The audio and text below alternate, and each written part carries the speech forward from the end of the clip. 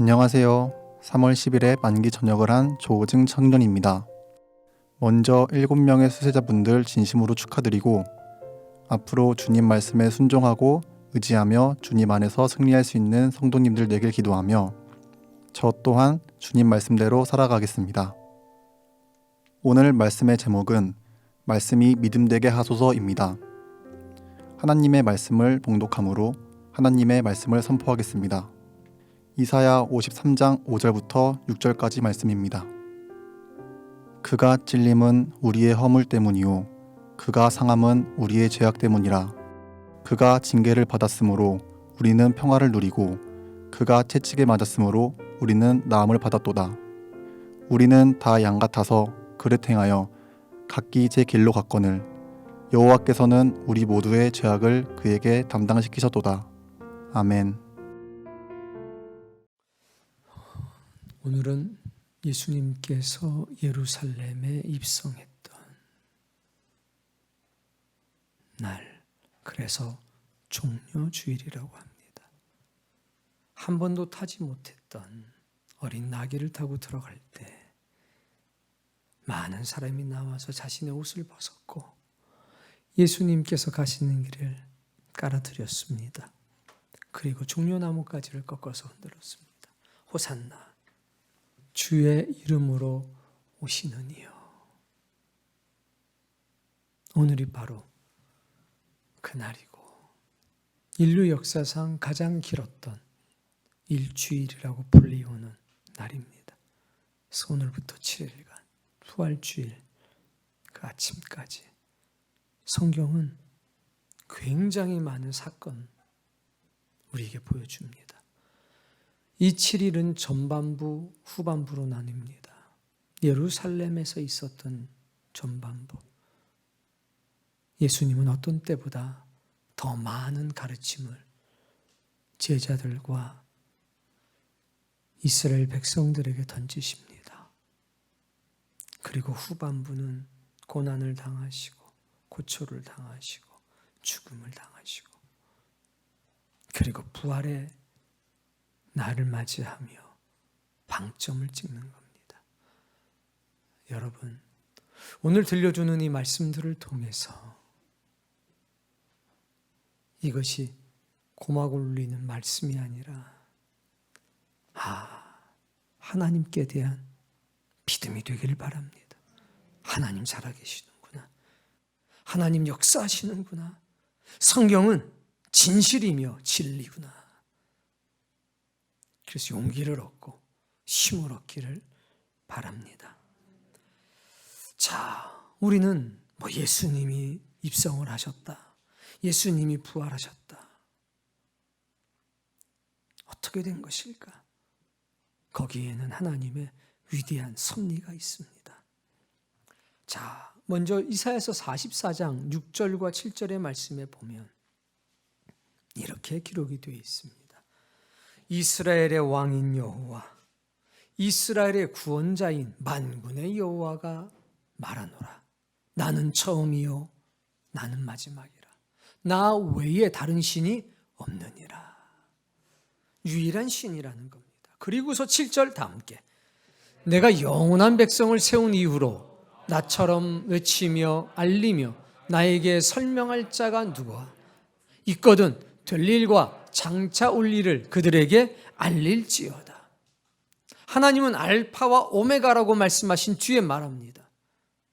나와 같은 신이 있다면 장차 올 일과 될 일을 백성들에게 알릴지어다. 하나님은 말씀하시고 그 말씀을 이루시는 것으로 당신의 살아계심을 증언하셨다는 겁니다. 예수님은 요한복음 14장 29절을 통해서 동일한 말씀을 좀 다르게 표현하셨습니다. 이제 일이 일어나기 전에 너희에게 말한 것은 일이 일어날 때에 너희로 믿게 하려 함이라. 하나님께서 일이 이루어지기 전에 장차 될 일과 장차 올 일을 선포하시고 말씀하셨습니다.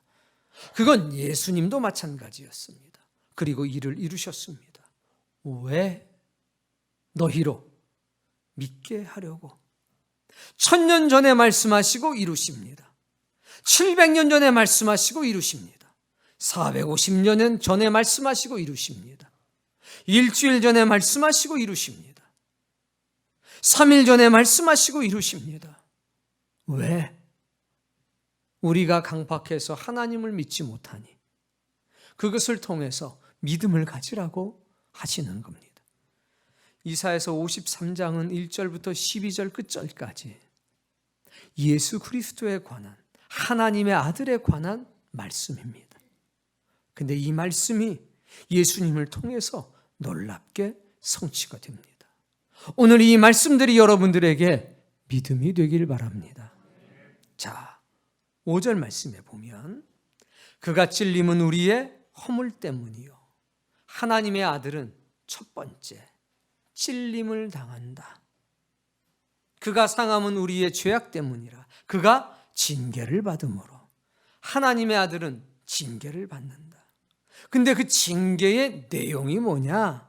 그가 채찍에 맞음으로 우리는 나음을 받았도다. 두 번째, 채찍질을 당한다. 하나님의 아들은 이 땅에서 두 가지, 첫 번째 찔림, 두 번째 채찍질 당한다고 성경에 기록되어 있습니다. 이사야 선지자는 주전 650년에서 700년 사이에 살았던 사람. 결국 이 말씀은 650년에서 700년의 텀을 두고 이루어집니다. 요한복음 19장 32절의 말씀 우리 함께 읽겠습니다. 군인들이 가서 예수와 함께 못 박힌 첫째 사람과 또 그 다른 사람의 다리를 꺾고 예수께 이르러서는 이미 죽은 것을 보고 다리를 꺾지 아니하고 그 중 한 군인이 창으로 옆구리를 찌르니 곧 피와 물이 나오더라. 예수님 오른쪽과 왼편에 살인한 강도들이 십자가에 매달렸습니다. 그들은 다리가 꺾여져서 죽었습니다. 예수님은 이미 돌아가셨기 때문에 확인하라 하니까 긴 창으로 예수님의 옆구리를 찔렀습니다. 그랬더니 물과 피가 터져 나왔습니다. 그가 찔림은이라고 하는 말씀이 십자가 상에서 이루어진 겁니다. 왜 이런 일이 있었냐? 역사적인 배경으로 보면 이렇습니다. 유대인들은 안식일 날 죽은 시체가 공개되는 것을 불경하다고 생각을 했습니다. 그래서 대제사장들이 부탁을 했습니다. 시체를 치워달라. 그런데 그때는 금요일 날 매달렸기 때문에 여전히 살아 있었습니다. 그러니 다리를 꺾어서 죽인 후에 그 시체를 안식일이 되기 전에 수습할 수 있도록 해달라고 요청을 한 겁니다. 빌라도가 허락을 합니다. 십자가에 매달리게 되면 모든 피가 아래로 쏠리게 됩니다. 그리고 그 상태로 두면 어떤 사람은 3일, 건강한 사람은 10일에서 15일까지도 견딘다고 합니다. 보통은 5일에서 7일 정도를 간다고 합니다. 그런데 정강이 뼈를 딱 꺾게 되면 밑으로 쏠렸던 모든 피가 역류하면서 심장이 터져서 직사하게 됩니다. 그러니 그 뼈를 분질러서 라고 하는 말은 그를 죽여서 시신으로 만든 뒤에 안식일이 되기 전에 처리할 수 있도록 혹 내일 죽으면 어떡합니까? 그런 배경이 있는 겁니다. 그래서 첫 번째와 두 번째는 그 뼈를 분질렀는데 예수님은 이미 숨이 끊어지셨습니다. 그러자 죽었는지 살아있는지 마지막으로 확인하기 위해서 창으로 옆구리를 찌른 겁니다. 근데 여기에는 두 번째 징계를 받음으로 채찍 맞음으로 라고 하는 말씀이 있습니다. 시편서 34편에 보면 이렇게 기록이 되어 있습니다. 그의 모든 뼈를 보호하시며 그 중에 하나도 꺾이지 아니하도다. 예수님 시대부터 1000년 전 예언을 미리 해놓은 겁니다. 하나님의 아들은 돌아가시지만 죽임을 당하시지만 그 뼈는 꺾이지 않습니다. 그래서 이 말씀을 이루셔야만 했습니다. 그래서 어떤 일이 있었냐? 마태복음 27장 26절에 보면 이렇게 되어 있습니다. 이에 바라바는 그들에게 놓아주고 예수는 책찍질하고 십자가에 못 박히게 넘겨주니라. 관례에 따라서 명절이 되면 총독이 죄인들 가운데 한 명을 방면해주는 관습이 있었습니다. 빌라도라고 하는 총독이 예수님을 신문한 뒤에 말합니다. 내가 이를 신문해 보았지만 이에게서 죄를 찾을 수가 없다. 자, 그러니 여기 바나바와 예수가 있다. 이 중에 누구를 놓아주면 좋겠냐? 그랬더니 사람들이 뭐라고 그랬느냐? 바나바를 원합니다. 그래서 바나바는 풀려나게 됩니다. 그러자 예수님을 책찍질한 뒤에 십자가에 못 박히게 넘겨줬습니다.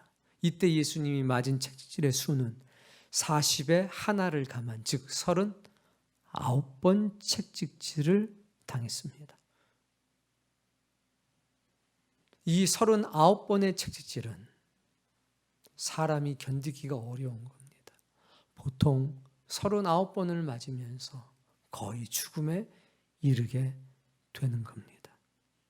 예수님은 이 책찍질을 당하셨습니다. 그리고 이 책찍질 때문에 견디지 못하고 일찍 숨이 끊어지신 겁니다. 여러분, 근데 우리는 여기서 하나님의 말씀이 성취가 되는 과정을 보지 않습니까? 첫 번째, 예수 그리스도는 하나님의 아들은 찔려야 된다. 이루어졌습니다. 그러나 하나님의 아들은 동시에 책찍질 당해야 된다. 이루어졌습니다.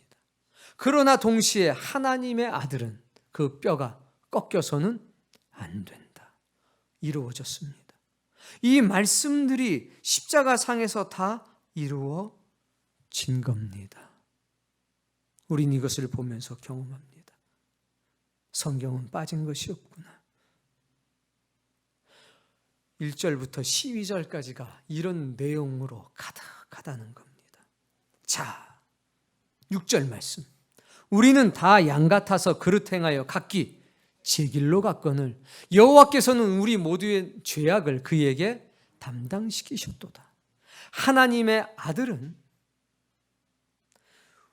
우리 모든 사람의 죄악을 지고 살아가는 존재. 이것을 성경적인 용어로 해석해서 들려준다면 대속죄일의 어린 양이 되는 겁니다. 2마리의 어린 양.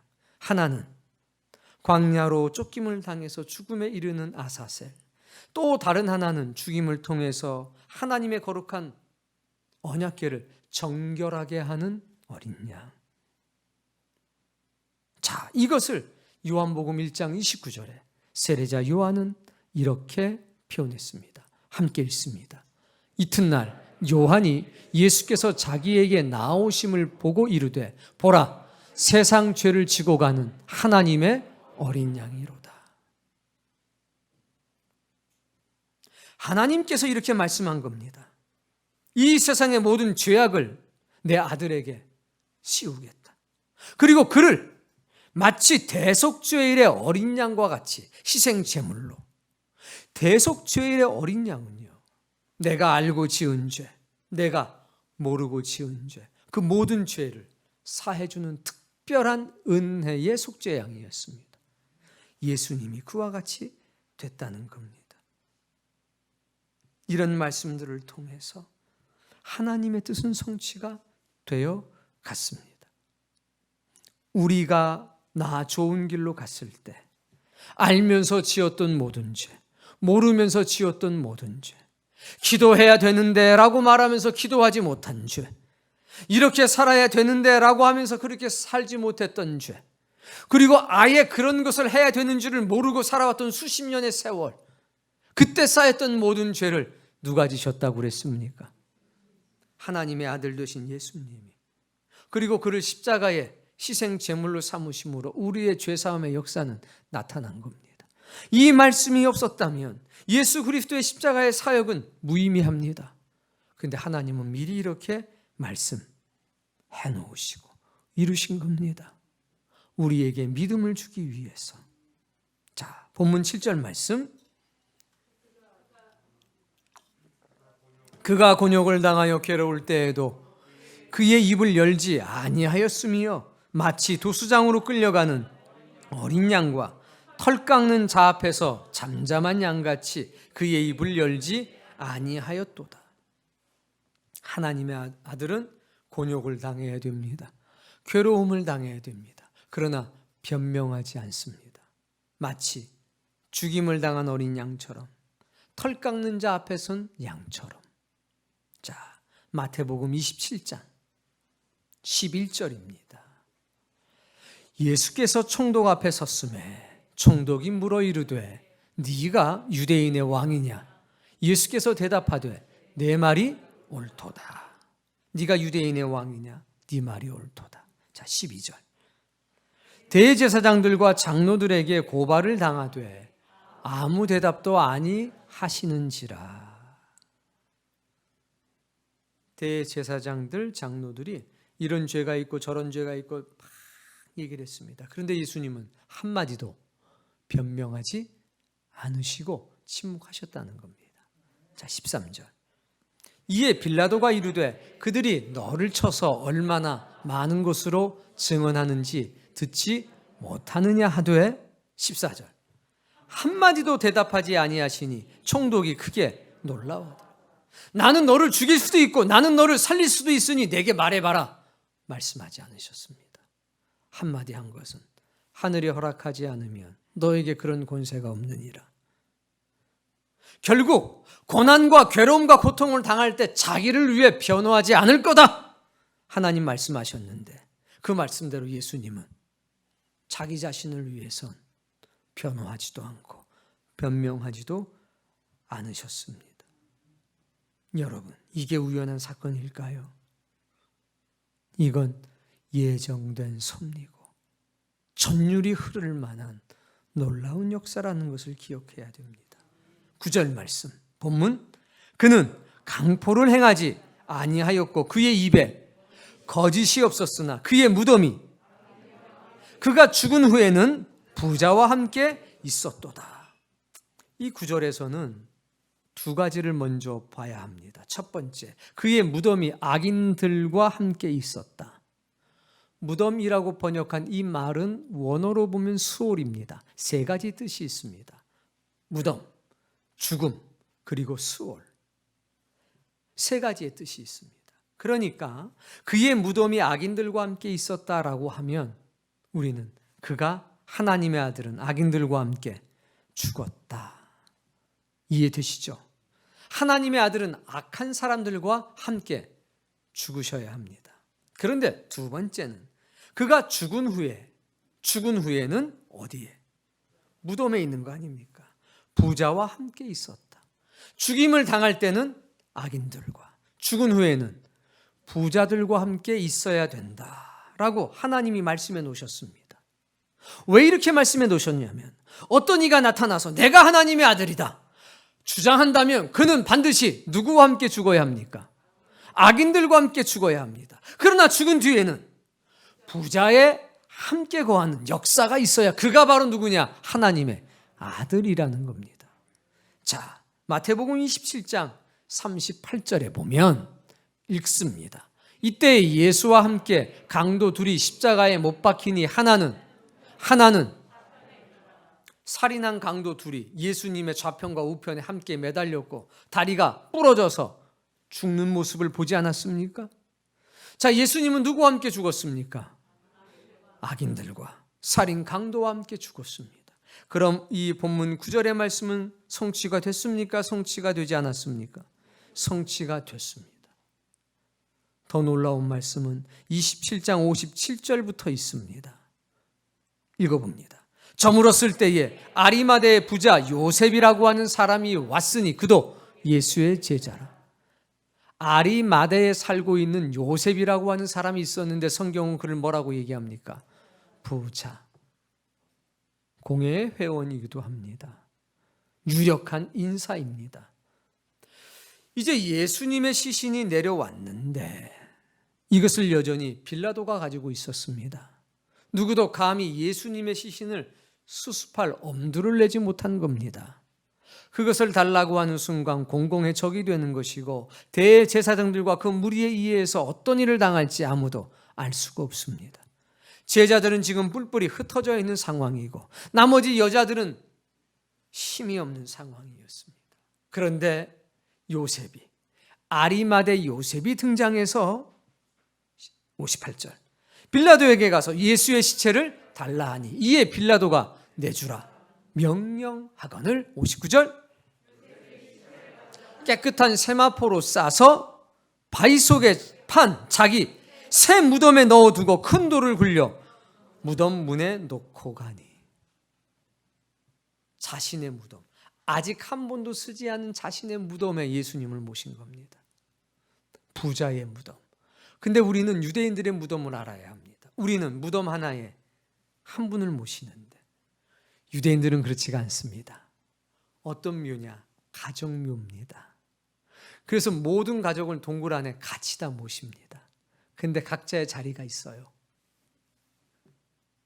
자, 그러니 오늘 이 구절의 말씀, 그가 죽은 후에는 누구와 함께? 부자와 함께. 요셉이라고 하는 부유한 사람이 예수님의 제자가 되어서 예수님의 시신을 가져다가 자기의 가정묘에다가 안장했습니다. 그러므로 죽은 후에 누구와 함께? 부자와 함께 있었도다라고 하는 말은 성취가 된 겁니다. 여러분 놀랍지 않습니까? 하나님의 말씀이 이루어져가는 이 과정들을 보면 놀랍습니다. 우연한 게 아닙니다. 53장 1절부터 12절 끝절까지가 한 절 한 절이 다 이렇게 이루어졌습니다. 전장이 전부 다. 12절 말씀 보면서 정리할 겁니다. 그러므로 내가 그에게 존귀한 자와 함께 몫을 받게 하며 강한 자와 함께 탈취한 것을 나누게 하리니 이는 그가 자기 영혼을 버려 사망에 이르게 하며. 무슨 얘기냐면 이런 겁니다. 그가 죽기까지 하나님께 순종했기 때문에 하늘 위에 있는 것이나 땅 위에 있는 것이나 땅 아래에 있는 것들이 예수 그리스도를 찬양하며 존귀하게 여기며 그 앞에 무릎을 꿇을지어다. 그 역사가 이루어지는 겁니다. 자, 그런데 뭐라고 말씀하시냐면 왜 그런 영광을 얻냐 할 때 하나님은 말씀하기를 그가 자기 영혼을 스스로 버려 사망에 이르게 했다. 그래서 이걸 뭐라고 그러냐? 죽기까지 순종했다. 그래서 영광을 얻게 된 거라는 거죠. 그게 빌립보서 2장 말씀 그대로인 겁니다. 자, 그런데 성경에 보면 요한복음 10장 17절과 18절에 주님이 이렇게 말씀하십니다. 내가 목숨을 버리는 것은 그것을 내가 다시 얻기 위함이니 이로 말미암아 아버지께서 나를 사랑하시느니라. 18절,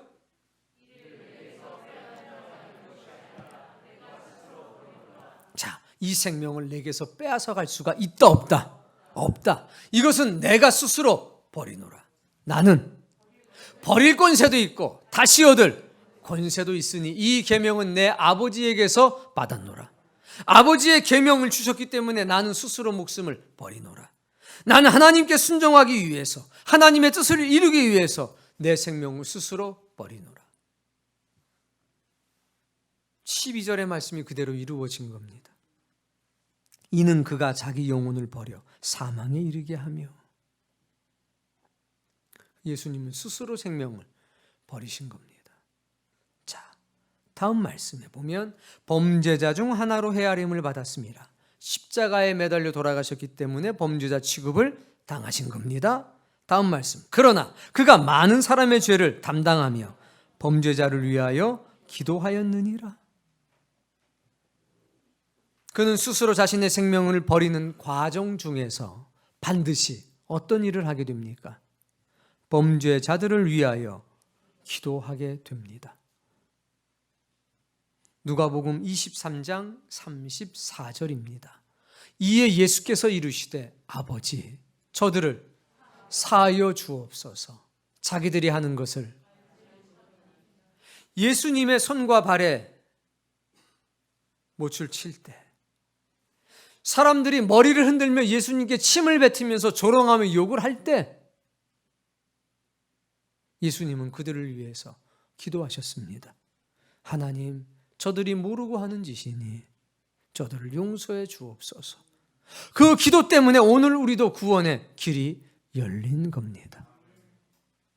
하나님의 아들은 범죄자를 위해서, 자신을 해롭게 하는 그 사람들을 위해서 기도하십니다. 죽어가시면서 그 말씀이 십자가상에서 그대로 이루어졌습니다. 뿐만이 아닙니다. 누가복음 23장 42절 이하의 말씀에 보면 살인했던 강도가 주님께 말합니다. 예수여, 당신이 하나님의 아들이라면 당신의 나라가 임하실 때에 나를 기억해 주옵소서. 그랬더니 예수님 뭐라고 하셨습니까?